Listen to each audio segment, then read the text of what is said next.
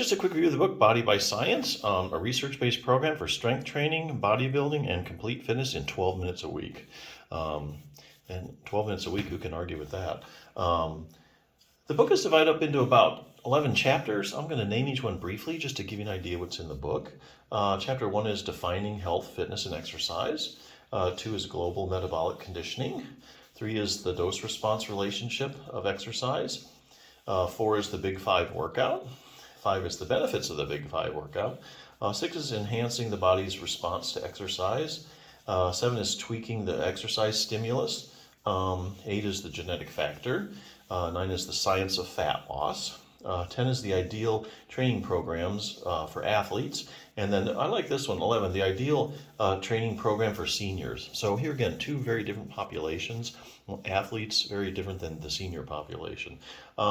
Ends with a notes section, which is the scientific literature supporting Body by Science.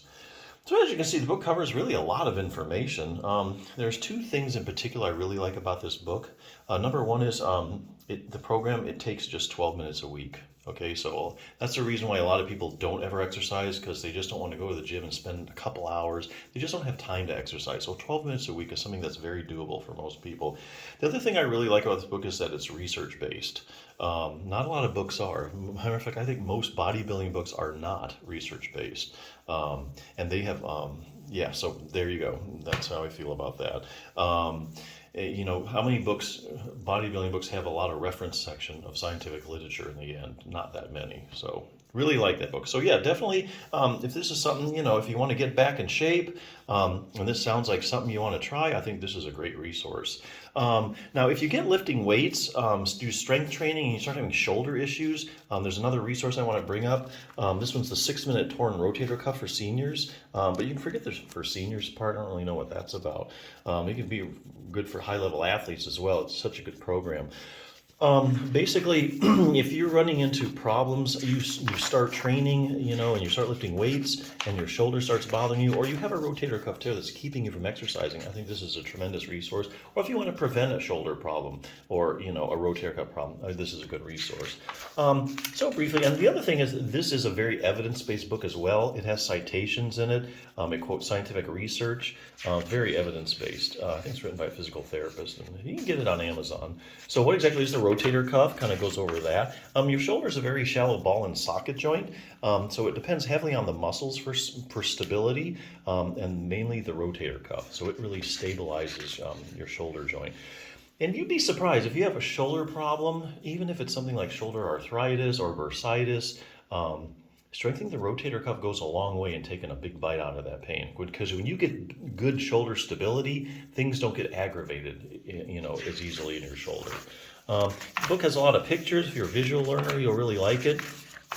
Then they go into like a question and answer section. Basically, what are the symptoms of a rotator cuff tear? Any arm maneuvers that might indicate I have a tear? Where exactly does it tear at? Like I say, really good pictures here. Are there different kinds of rotator cuff tears? Here's a good one. I have a rotator cuff tear and I'm in a lot of pain. I need surgery, right?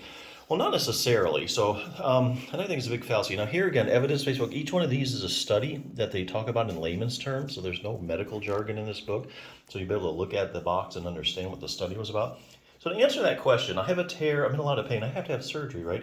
Well, not necessarily. So they answer this question by taking, looking at the studies where you take groups of people that have rotator cuff tears, and then they measure the size of the tear, and then they measure the pain that people are having. How much pain are they in? Like they run a visual analog scale.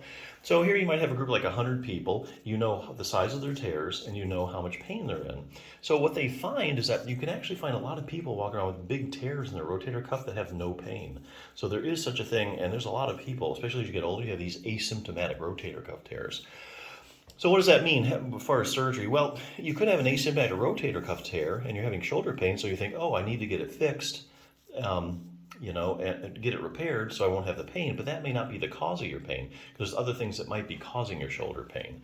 So that's just something to be aware of. What will happen if I just leave my rotator cuff tear alone? Here again, they look at the long-term follow-up studies where they take groups of people that have rotator cuff tears that don't get any treatment. They follow them for like 5 years. So what happens? You know, does it get bigger? Does it repair itself?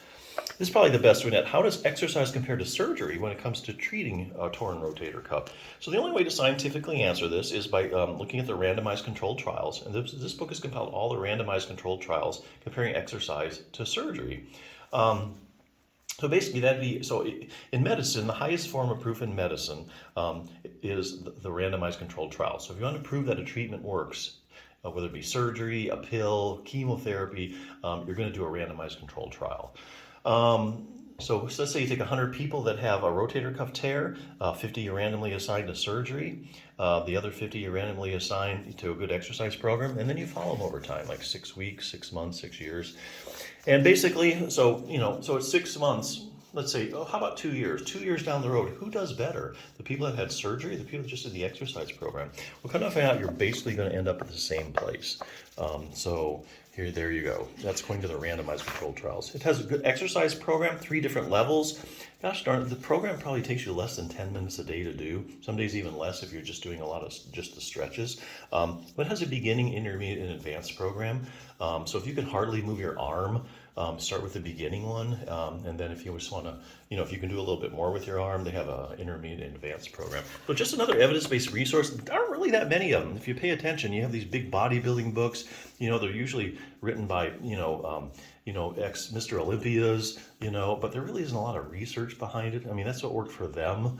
And they have like these crazy genetics, recovery ability, that kind of stuff, which may not apply to you. So I really like this book as far as exercise. Getting into shape, 12 minutes a week, you just can't beat it. So sounds interesting to you? I'd definitely check it out.